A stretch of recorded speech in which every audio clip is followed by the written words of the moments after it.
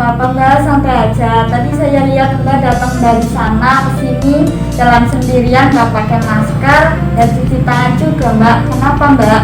Iya mbak, soalnya saya males pakai masker. Lagian rumah saya dekat, buat apa saya cuci tangan? Lagian tangan saya sudah bersih ini. Mbak tahu nggak, sekarang ini pandemi COVID-19 di Indonesia semakin hari itu semakin meningkat mbak. Apalagi di daerah kita ini, semakin hari semakin bertambah mbak. Iya saya tahu. Jadi gini mbak tahu nggak apa itu PHBS? PHBS, apa itu mbak? PHBS itu perilaku hidup bersih dan sehat.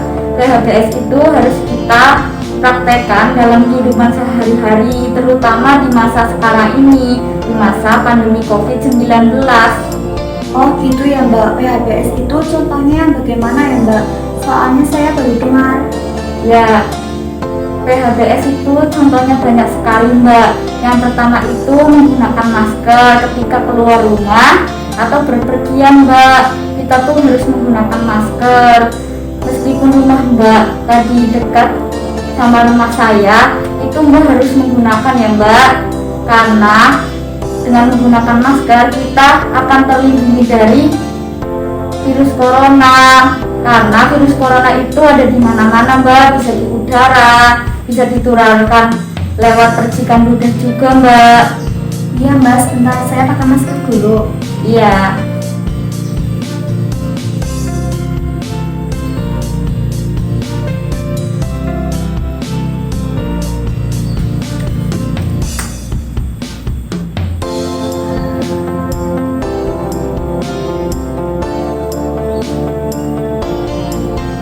Jadi selanjutnya itu ya mbak, yang kedua mencuci tangan dengan sabun di bawah air yang mengalir, atau bisa jadi menggunakan hand sanitizer mbak.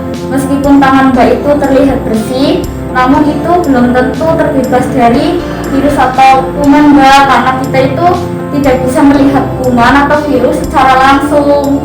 Aduh bahaya banget ya mbak. Kalau begitu saya pakai hand sanitizer dulu ya mbak. Ya.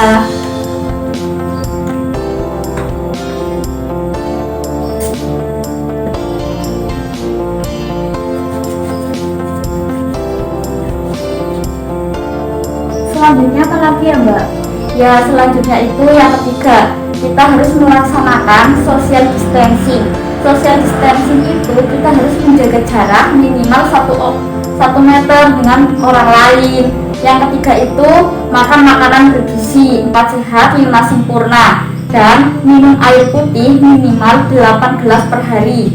Dan yang kelima itu kita harus rajin berolahraga. Yang keenam, tidak membuang sampah sembarangan. Dan masih banyak contoh yang lainnya mbak.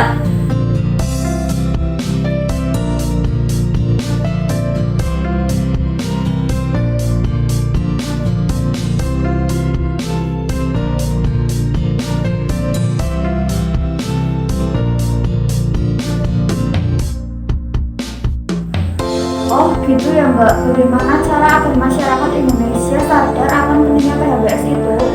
Jadi gini mbak, kita sebagai orang yang sudah mengetahui apa itu PHBS, apa itu protokol kesehatan, dan apa peraturan yang harus kita taati, kita itu bisa menasehati atau memberitahu orang tersebut agar orang tersebut itu bisa sadar akan pentingnya kesehatan itu mbak. Jadi apabila orang tersebut itu tidak melaksanakan apa yang sudah kita contohkan pada orang tersebut, tidak apa-apa mbak.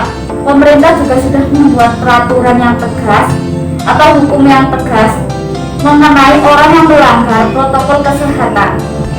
Jadi orang yang melanggar protokol kesehatan akan mendapatkan hukuman atau sanksi tersendiri sesuai dengan apa yang telah diperbuatnya, karena perilakunya itu tidak baik mbak, dan itu juga merugikan orang lain. Iya ya mbak. Iya mbak, jadi kita itu tidak boleh egois, kita harus bekerja sama dengan orang lain. Kita harus menaati protokol kesehatan dan melaksanakan PHBS dalam kehidupan sehari-hari. Itu juga penting bagi diri kita sendiri mbak, tidak hanya bagi diri kita sendiri sih mbak, itu juga penting bagi orang lain.